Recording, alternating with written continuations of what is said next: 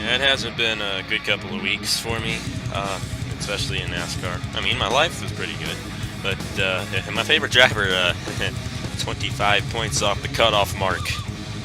I mean, it's not like he's doing anything wrong, it's just he's got terrible luck, and there he is, 25 points off the cutoff mark. Yeah. Our season's done. I just got to accept that now because he is not going to advance on from Talladega because it's impossible to win Talladega. It just is. But anyways, welcome to episode number 3 here of the NAPA Talks NASCAR podcast on October 18th, 2016. And as you can tell by the title of the video, we're not necessarily going to be reviewing Kansas too much because there is a much bigger thing I want to discuss, and that is Kyle Busch. It's not even the Cup drivers anymore. It's just Kyle Busch in the Xfinity Series. It's so silly now. It's just... you understand what I mean. I mean, you feel the same way. It's obvious. And I want to go over some ways to possibly fix the NASCAR Xfinity Series and the NASCAR Camping World Truck Series without taking out the Cup drivers, because I still kind of feel like that's, what the sponsors go for, are the big Cup drivers. But anyways, we'll get into that. We'll go ahead and review Kansas for the Xfinity. Well, we really want to review Kansas for the Xfinity Series, but we'll go over the points for the Xfinity Series. We'll go over Kansas for the Cup side, and we'll also preview Talladega coming up. A couple of elimination races in the Camping World Truck Series. They returned after about a 3-week break from Las Vegas, and of course the Sprint Cup Series on Sunday, and anything can happen there. But anyways, let's go ahead and review Kansas first. We'll start with the Cup side. It was a very interesting race, and it was dominated by Matt Kenseth in the beginning of that one. It seemed like he was going to win, but once Kevin Harvick took the lead from him the first time, he was nowhere to be seen. He was done. Now, he is still 29 points ahead of the cutoff mark. He's doing a fantastic job in the chase, but that was just really interesting. And I think it was kind of neat to not see a Toyota win again. They got a 2-race winless streak, which is absolutely hilarious. 2 weeks. That's incredible. 2 races where Toyota has not won. But we've had 2 Chevys win so far in this round, and even though Kevin Harvick's not my favorite driver, he's probably my least favorite driver for multiple reasons. Talladega last year in the fall is one of them. I still like seeing Chevy win because, hey, Chase Elliott drives a Chevy. Hendrick's probably one of my favorite teams in NASCAR.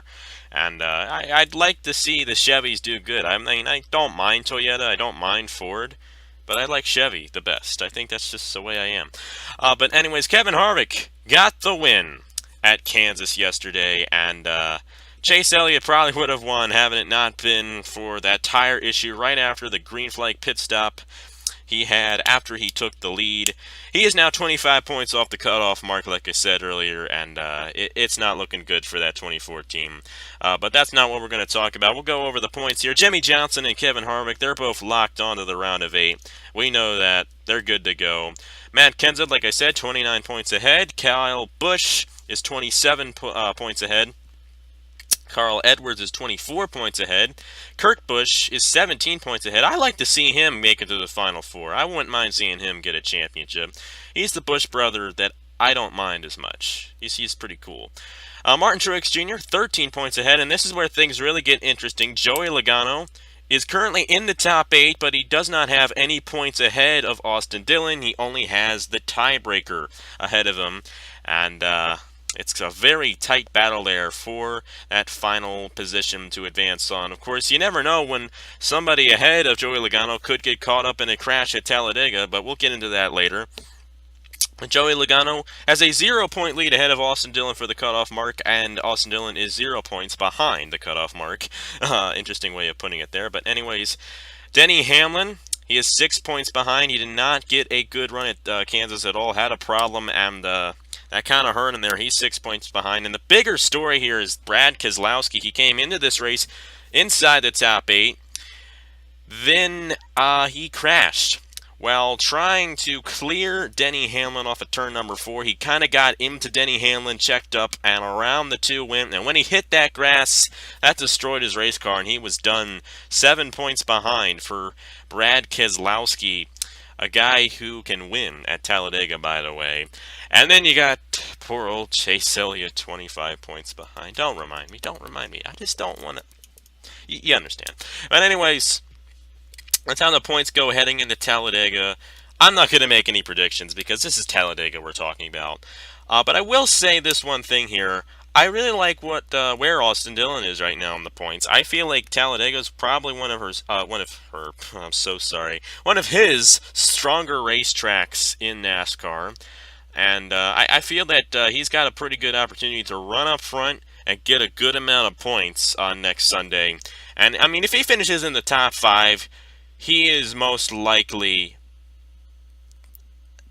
I don't want to say he's going to be in, but I think he's probably going to be in because there's bound to be someone that's in the top 8 right now that has not locked on to the round of 8 that will have a problem, and there'll be somebody I think that falls outside the top 8 at the end of Sunday's race. I think Austin Dillon is going to have a good shot to make it on.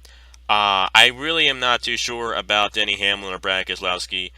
Both of those guys have won at Talladega recently.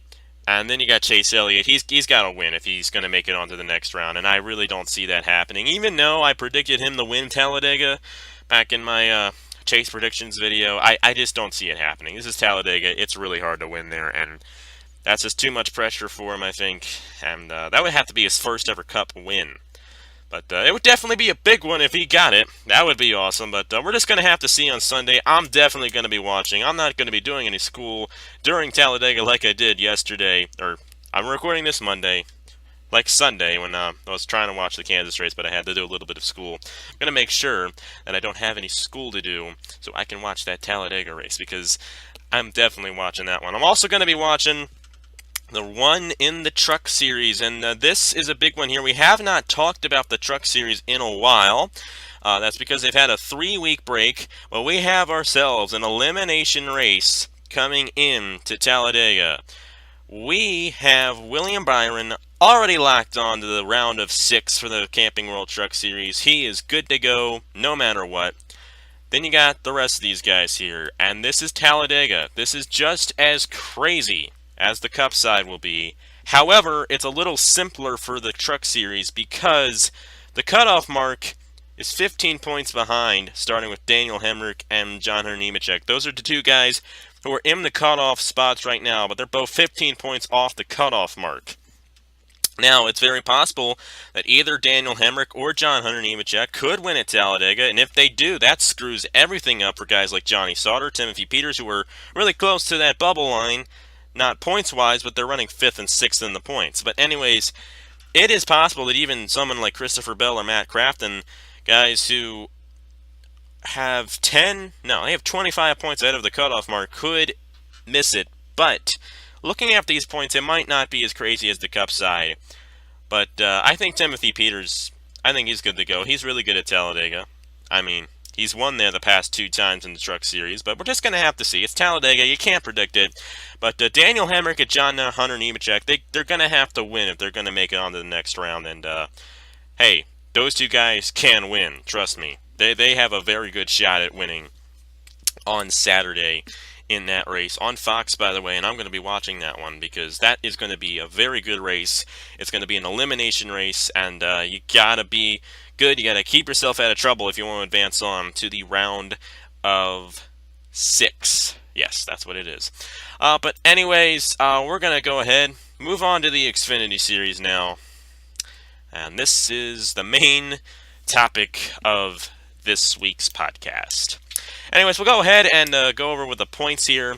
Elliott Sadler, Daniel Suarez, both 12 points to the good after the first race in the round of 8. How about good old Blake Cook, 5 points ahead, in the top 4 right now. He's got a good shot at making it on to the Final 4. Of course, it's just the first race, but still, he did a great job. He did all he could, and Blake Cook looking pretty good in the number 11, 5 points ahead.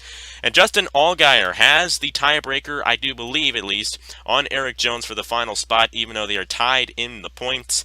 Eric Jones 5th in the points, technically, outside the top 4. Ryan Reed is 2 points behind. Brendan Gaughan is 17 points off the cutoff mark, and Darrell Wallace Jr. is 18 points off the cutoff mark. For Gaughan and Wallace to make it in, they're going to have to win, and I do not see that happening. So I think Gaughan and Wallace are out. I don't think they're going to have a chance. Now, Ryan Reed could possibly move his way in, but I don't see that happening. And what I really honestly see happening is Eric Jones getting a win or something. He could definitely win at Texas or Phoenix, but I see Eric Jones winning, or I see Eric Jones just getting enough points and making it into the top 4, let's say that, and probably replacing the number 11 of Blake Cook. And I think the final 4, I think I said this last week, it's going to be Daniel Suarez, Elliott Sadler, Justin Allgaier, and Eric Jones. And any 4 of those guys could win the championship once it comes time to Homestead. But anyways, as for the race, it was terrible. And you know why. Because you're going to have these Cup drivers in, and when you're going to have those Cup drivers in the Xfinity Series, what is the point of watching it? It's just like, okay, we know that Kyle Busch is going to dominate a win, so what's the point of watching it? You know, there's no entertainment to it anymore. Kyle Busch, for the 9th time this season, it doesn't even seem like that much to me. He won a lot earlier on in the season. Throughout most of the summer, well, actually, he did have a 3-race win streak during the summer. But like throughout most of August, he didn't win.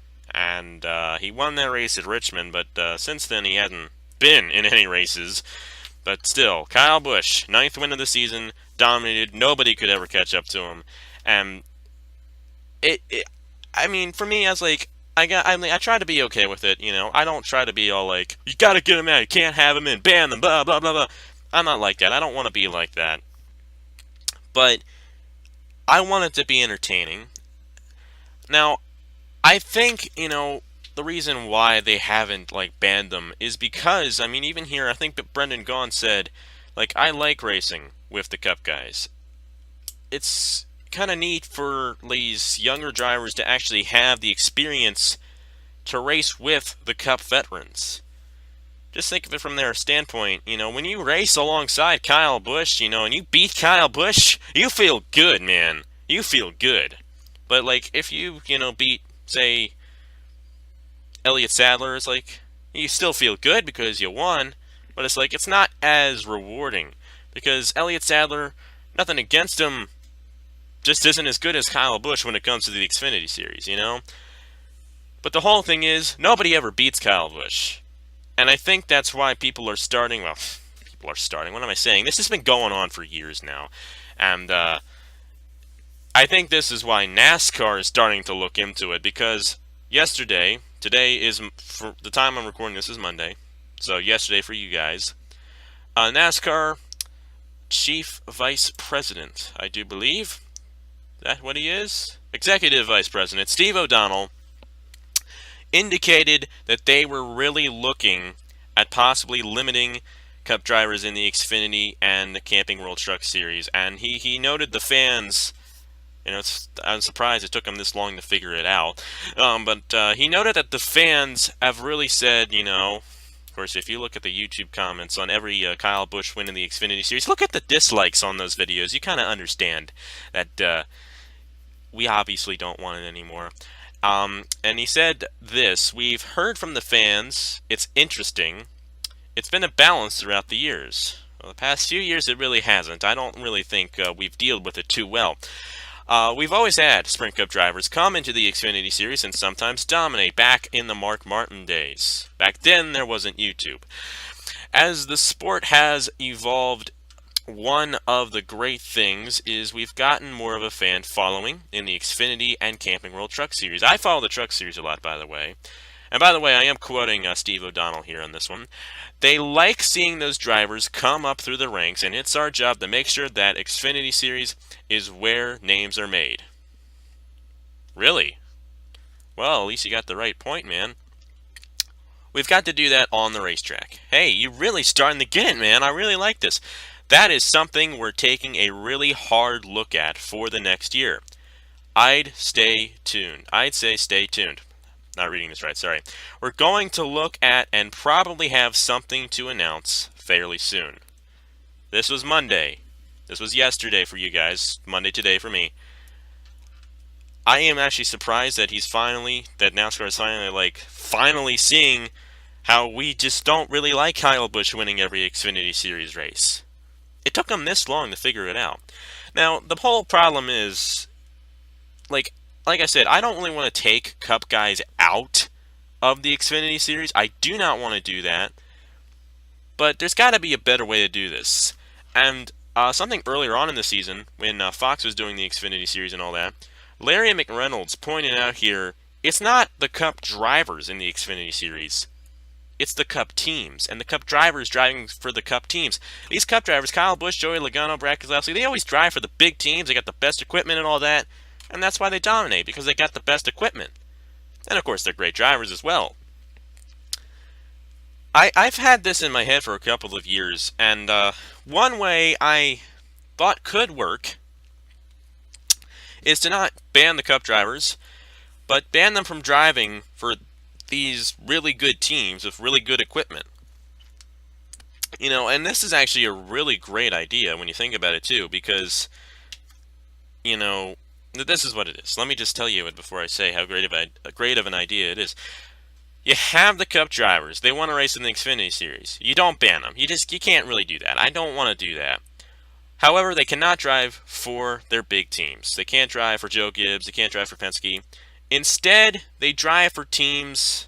I don't even know a lot of the smaller teams in the Xfinity Series, but they drive for a lot of those smaller, underfunded teams in the Xfinity Series. They're going to have to accept, getting paid less and all that. But here's what they do. They bring sponsorship over to these smaller teams. They help these smaller teams kind of build up. And they're still racing nonetheless. And they're not going to probably do as good because they don't have as good equipment as they would when they're driving for the bigger teams. The bigger teams should be reserved for those up-and-coming drivers. The Cup drivers, I think they should drive for teams like... I just don't know any of the names. I'm so stupid. I should know some of these names here of these teams. Let me try to find them here. Let me go ahead and go to the team and driver chart. Let me see this here. So Cup drivers in the Xfinity Series should be driving for teams like SS Greenlight Racing. Whereas then again, this is another problem here. And I'm thinking here, if you had Kyle Busch say drive for SS Greenlight Racing, you'd have to kick Ray Black Jr. out. And that's a problem. And so that idea sounds good and all that, but then you kind of look at it a little bit more and it's well, then you got these even smaller guys, these up-and-coming guys, and they can't, move up because the Cup drivers take their rides. So, while that idea sounds good, it really isn't that good of an idea. So, yeah. So that's the whole problem that NASCAR faces. Now, I think what they're actually looking at doing is limiting the Cup drivers in the Xfinity Series, and I know that's a good idea. Have them you can only race 5 races a year. Okay, that's good. I think that's a good way of doing it as well. And either way, I am glad NASCAR is finally looking at this because the Xfinity Series, I'm kind of used to it being bushwhacked, but when it comes to the Truck Series, I do not like it. The Truck Series should not be bushwhacked at all. They should just completely ban Cup drivers from driving in the Truck Series. That's what they should do.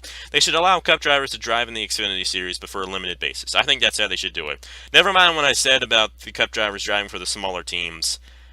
I don't really want to kick Ray Black Jr. and all those guys out. That's still a good idea because it does help those smaller teams because it will bring sponsorship because you got the Cup guys and those Cup guys, they know what they're doing. They might be able to get a win for some of those smaller teams as well, which would be pretty cool. But still, that would kick out guys like Ray Black Jr. and all that, and I just don't want to do that. Why am I mentioning Ray Black Jr. so much? It's I just went to the driver list, and that's the first guy I saw for a small team. So, yeah. But anyways, I'm glad NASCAR is looking at finally fixing this, and I really hope that they do the right thing with this. Maybe limited. I don't want them to completely ban Cup drivers from the Xfinity Series or Truck Series. I do not think that's going to be a good idea. But if you limit it, I think it'd be nice. If you limit it, I think it'll be nice. And say, you can only race 5 races a year. That's good. And I hope that's what they do. But, hey, we're just going to have to see what NASCAR says about that. and it's going to be very interesting. So yeah, I didn't really have many good ideas for fixing the Xfinity Series, did I? But it's either have the Cup drivers drive for the smaller teams and kick out guys like Ray Black Jr., or limit the amount of races they can run in. That's about it. Or completely ban them, which I don't think they should do that. I really don't think they should do that. It's a bad idea. Because if you do that, I guess I should give more of a reason for that. If you completely ban the Cup drivers from racing in the Xfinity Series, then those guys who are coming up through the ranks aren't going to get that experience of driving with the Cup drivers.